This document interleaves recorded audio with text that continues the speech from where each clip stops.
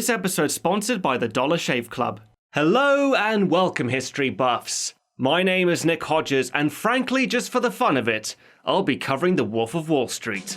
As one of the greatest Martin Scorsese movies ever made, this is based on the real-life story of Jordan Belfort, a crooked stockbroker who made his career by embezzling his investors out of millions of dollars, and then spending it all in an excess of debauchery, depravity, and outright douchebaggery. In 1989, he co-founded a brokerage firm called Stratton Oakmont, and it was hugely successful. It's employed hundreds of aspiring young brokers who were all instructed to carry out a pump and dump scheme. What this basically means is they would buy worthless stock that cost next to nothing, then they would inflate the price by lying to their naive investors, and then sold everything before the inflation bubble popped. For years this scam went on, and by the end of it, Jordan Belfort had swindled his investors out of hundreds of millions. It didn't take long for the FBI to find out and lock everyone up.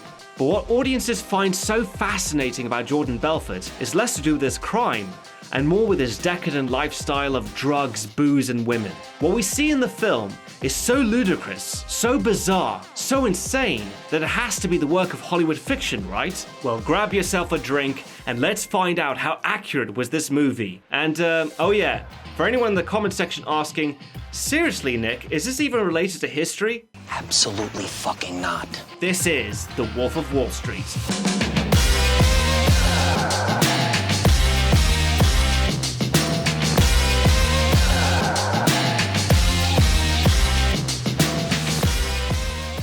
Now, normally when I do a History Buffs episode, I start off by exploring the historical background of the movie to provide some context. But honestly, how much do you need to understand what these Wall Street wankers were like? You want to know what money sounds like? Go to a trading floor on Wall Street. Fuck this, shit that, cunt, cock, asshole. I couldn't believe how these guys talk to each other. I was hooked in seconds. The life of Jordan Belfort was not exactly that complex. He started off as a young broker who had just passed a Series 7 exam and got himself a great first job at L.F. Rothschild, an investment firm that had been around since 1899. But he wouldn't enjoy it for very long, because on his first day of the job was Black Monday. That was when the stock market fell by 500 points on October 19th, 1987. Up until then, it was the worst crash that happened since the Great Depression. And given how many stockbrokers view their trade, it's not hard to imagine why. I gotta say, I'm incredibly excited to be a part of your firm. I mean, the clients you have are absolutely... Fuck the clients. Your only responsibility is to put meat on the table. Name of the game, move the money from your client's pocket into your pocket. Right, but if you can make your clients money at the same time, it's advantageous to everyone, correct? No. So after being laid off from L.F. Rothschild, Jordan Belfort found himself a job at the Investors Center, which was a penny stock house that sold worthless stock to gullible working-class investors. Normally, this would be considered a major step backwards for any self-respecting broker, until Belfort realized that he would gain a 50% commission out of anything he sold. So, using the skills he picked up on Wall Street, he robbed these people of their livelihoods, and the money he was able to make from that allowed him to open up his own brokerage firm in 1989, where he planned to do the same thing except to rich people. Out of an abandoned auto body shop in Long Island, Stratton Oakmont was born, and it was there that Belfort provided his team of stockbrokers with a carefully written script that he called the Straight Line. The way it worked was that they would lure new investors in with blue chip stocks, successful brands and companies that the general public were familiar with. Once those investors had made a little bit of money on those safe bets, then the Strattonites would take advantage of that newfound trust and push them to buy the high-risk penny stocks, which of course they did. This tactic allowed the company to grow from its quote-unquote humble origins into one of the largest OTC firms in the entire country. And just like we see in The Wolf of Wall Street, Jordan Belfort would spend every morning giving epic speeches over a microphone to his brokers and appeal to their inner greed. But enough of that exposition. You want to know about Jordan Belfort's misadventures and all the other crazy stuff we see in the movie, most of them concerning drugs. I take Quaaludes 10 to 15 times a day for my back pain, Adderall to stay focused, Xanax to take the edge off, pot to mellow me out, cocaine to wake me back up again, and morphine, well, because it's awesome. Admittedly, it's difficult to 100% verify which of these stories are true, but based on what I was able to find, here are the ones that do seem to be. Like for example the scene where Jordan Belfort almost crashed his private helicopter on his mansion's lawn. Not just because he was wasted on Quaaludes, Xanax and morphine, but he also didn't have a pilot's license. And there was also the time he tried to drive his car on such a high dose of Quaaludes that they almost turned him paralytic. Only difference was that the car he drove was a Mercedes and not a Lamborghini. Seriously, the amount of drugs that Belfort consumed on a daily basis is no exaggeration. In his book, he wrote that his dealer Todd Garrett, who in the movies renamed Brad, sold him 10,000 Quaaludes during his career as a stockbroker, which were more than enough to fuel the wild parties Belfort threw at Stratton Oakmont. It looks less like a brokerage firm and more of a frat house, where they did such crazy things like shagging prostitutes in the office or shave a female employee's head for $10,000 so she could buy breast implants. But admittedly, the movie does make a few fictional changes. For example, Belfort and his team never brought a chimpanzee into their office, or any exotic animals for that matter. Nor did they organize a dwarf tossing competition to throw against a dartboard. Apparently, the firm did hire some little people to attend a party, and the idea of the competition was just suggested in one of their meetings, but never came to be. Probably because the idea was so stupid that anyone with half a brain would point out there was a lawsuit waiting to happen. The important thing you guys gotta keep in mind is that these things gossip. They get together and they gossip. It's a good point. And the last thing that we need is them getting together and saying, oh, listen, they made fun of us. Like, it's gonna make Stratton look bad. That's why I And that, love to you. me, You think of shit like that. Another thing I thought I should mention is that despite the title of the movie and Jordan Belfort's book, he was never actually called the Wolf of Wall Street. The original 1991 Forbes article makes no mention of the name, and according to Danny Perush, no one at Stratton Oakmont called him that either. It was just simply an invention of the book that was also adopted by the film. Speaking of Danny Perush, let's have a look at Jonah Hill's character. In the movie, he's renamed Donnie Azoff, but his real name was Danny Perush, and he helped co-found Stratton Oakmont with Jordan Belfort. One big change made in The Wolf of Wall Street is how the two met. It wasn't at a restaurant where Danny asked to see Jordan Belfort's $72,000 pay stub before quitting his job. In real life, Danny's wife, Nancy Perush, was the one who introduced them. So that's not accurate, but funny enough, the bit about Nancy being Danny's cousin is true, and they definitely weren't second cousins. you know, her father is the brother of my mom. So you'd think that'd be gross enough, but another absurd thing about Danny that turned out to be true is when he swallowed a broker's goldfish for slacking on the job. So moving on from Danny, let's take a look at another important character, the Duchess of Bay Ridge. You know the one I'm talking about. She was the one with my cock in her mouth in the Ferrari. Renamed Naomi in the movie, Belfort's real wife was Nadine Belfort, and her background is pretty much the same as what we are told. She was indeed a model, but to be called a Miller Lite girl is a little too generous in my opinion. To show you what I mean, let's have a look at Nadine's Miller Lite commercial. You know, I love coming to the park with Air Major.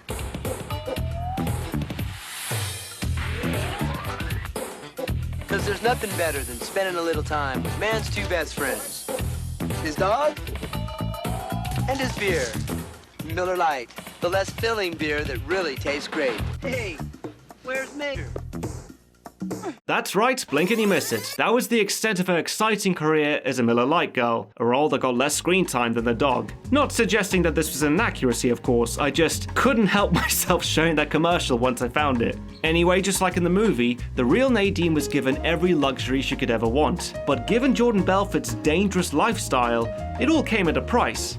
Like, for example, the scene where Belfort bought Nadine a 167-foot yacht as a wedding present that used to belong to Coco Chanel. That's all true, and at that moment in her life, she probably thought that things couldn't get better than this. Only to have it taken away years later when Jordan and the captain decided to sail through a freak storm in the Mediterranean. With 50-foot waves smashing against the yacht, it eventually capsized, and they had to be rescued by the Italian Coast Guard. Only slight difference was that they were sailing off the coast of Sardinia and they weren't heading for Monaco. But the part about Jordan only wanting to save his stash of Quaaludes is true. Even on a sinking ship, he had his priorities. And the part about his private plane crashing because a seagull got caught in the engine, Jordan didn't actually see that, but it did happen some days later. Another cool thing I found out during my research involves Jordan Belfort's private investigator, Bo Dietl, who tries his best to protect Belfort from himself. But unlike the other characters in the movie, Bo Dietl is actually playing himself, and he really did work for Jordan Belfort. I just thought that was such a cool addition by Martin Scorsese, and Bo does pull off a great performance, even if it is playing himself. You didn't try to bribe this fucking FBI agent, did you? No, I didn't try to bribe an FBI agent. You think I'm that fucking stupid? No. What the fuck you saying? I can't understand. Say that again. I said I want to scare him with the FBI agent. What the fuck are you saying? I said... Are you fucking high?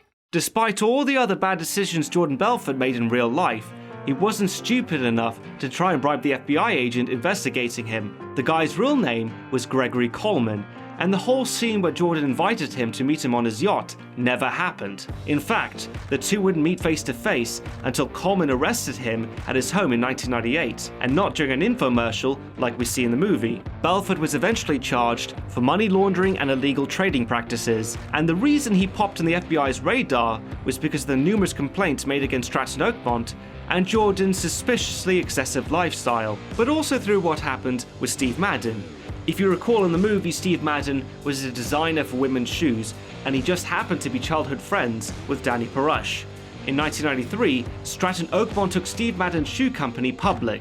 The only problem was that Steve Madden, Danny Perush, and Jordan Belfort owned the majority of its shares, which of course is really illegal. So when Jordan's minions drove the value of the stock up, they got stinking rich in the process. $22 million in 3 fucking hours! In order to hide his ill-gotten gains, Jordan Belfort began smuggling cash to a Swiss bank. He was able to disguise them in his wife's aunt's name by explaining to her that he just wished to avoid paying taxes. The way he was able to smuggle the money was through his Quaalude dealer, Todd Garrett, whose wife just happened to be a Swiss citizen, and they were able to convince her and her family to hide the money in their luggage. By the end of it, they had smuggled $3 million for Jordan Belfort. To get a lighter sentence, Jordan agreed to wear a wire and rat out his friends and colleagues. In 2004, Belfort was finally convicted for his crimes, but despite having stolen millions of dollars, he would be sentenced to 4 years in a minimum security prison, but would only serve 22 months. And if you think that takes the piss, the prison he served at, the Taft Correctional Institution, was less like a prison and more like a university campus. Like they had a sports complex with tennis, basketball, volleyball, football, baseball, they had a music department with concerts playing, and they had a rec center where you could play pool, foosball, and ping pong. And to top it all off, guess who his cellmate was? Tommy Chong, one of the coolest and most chilled out people you could ever want to be your bunkmate. Lucky bastard. When most people go to prison, they're praying that they don't end up with a violent convict. Harry, guess who's here? How's my best?